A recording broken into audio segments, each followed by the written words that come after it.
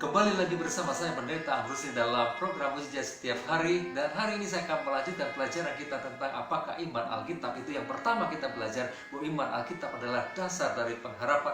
Dan yang kedua, apakah iman Alkitab itu? Iman Alkitab adalah bukti dari segala sesuatu yang tidak kita lihat. Dan yang ketiga, apakah iman Alkitab itu? Iman Alkitab adalah iman hati. Dan yang keempat, apakah iman Alkitab itu? Iman Alkitab menghasilkan keberanian percaya. Kata keberanian dari kata faresia mengandung tiga arti. Yang pertama adalah kepastian, yang kedua adalah penuh dengan keyakinan, yang ketiga adalah kebebasan untuk berbicara. Kenapa kita bebas untuk berbicara? Karena kita adalah anak Allah. Kenapa kita meminta sesuatu kepada Allah? Karena Allah adalah Bapa kita dan Dia berkata, mintalah maka kamu beri, carilah maka kamu akan mendapat, ketuklah maka pintu akan dibukakan kepadamu. Berarti ketika kita meminta sesuai dengan kehendak Allah, kita memiliki kepastian, kita memiliki penuh keyakinan. Kenapa? Karena kita meminta sesuatu sesuai dengan kehendak Allah, maka kita akan menerimanya, kita akan mendapatkannya. Dan yang kelima, ini yang akan kita bahas hari ini, apakah iman Alkitab itu? Iman Alkitab itu bertumbuh pesat di ladang tantangan. Mungkin saudara menatap saya pendeta di ladang tantangan, berarti banyak tantangan demi tantangan. Aduh, saya sudah pusing menghadapi banyak tantangan hari-hari ini dan hampir menyerah dan sudah putus asa dan seolah-olah sudah tidak ada harapan. Nah, kabar baiknya hari ini saya mengatakan, Alkitab mengatakan bahwa iman itu bertumbuh pesat di ladang tantangan. Kenapa? Karena tantangan adalah kesempatan. Katakan kesempatan. Tantangan adalah kesempatan. Kesempatan itu apa? Untuk melihat Allah melakukan mujizat. Allah suka melakukan mujizat. Allah suka mendemonstrasikan kuasanya. Kenapa? Karena Dia ingin menunjukkan kepada dunia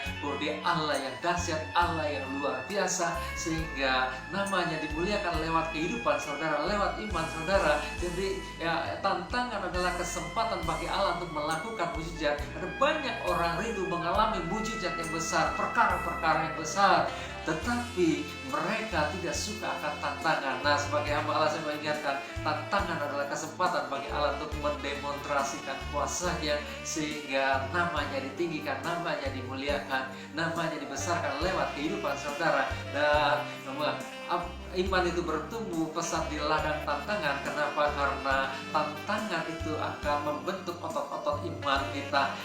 Kenapa? Karena iman yang besar itu lahir dari tantangan yang besar. Artinya otot-otot iman itu bertumbuh menjadi besar karena ada tantangan-tantangan yang besar. Nah, sebagai orang yang suka olahraga, kalau kita ingin membentuk tubuh kita menjadi bugar, menjadi sehat, menjadi lebih besar otot-ototnya, maka kita perlu mengangkat beban yang lebih lagi, sehingga apa? Sehingga otot-otot tubuh kita menjadi besar. Demikian juga ketika kita ingin memiliki iman yang besar, maka otot-otot iman yang besar, maka kita perlu membentuk otot-otot iman kita itu dengan tantangan demi tantangan dalam kehidupan kita. Oleh sebab itu, sebagai orang percaya seharusnya kita menyukai tantangan. Kenapa? Karena tantangan itu membentuk otot iman kita. Dan kalau kita berbicara tentang tantangan, Alkitab dengan tegas mengatakan dalam 1 Korintus 10 ayat 13 berkata bahwa masalah pencobaan-pencobaan yang kamu alami bukanlah pencobaan yang luar biasa, tetapi biasa. Dan pada saat pencobaan tidak akan melebihi kekuatan manusia. Pada saat saudara dicobai, Alkitab dengan tegas mengatakan bahwa Tuhan sudah menyiapkan jalan keluar. Katakan bersama saya, pencobaan saudara hadapi biasa. Pencobaan itu biasa. Tetapi menang atas pencobaan itu luar biasa.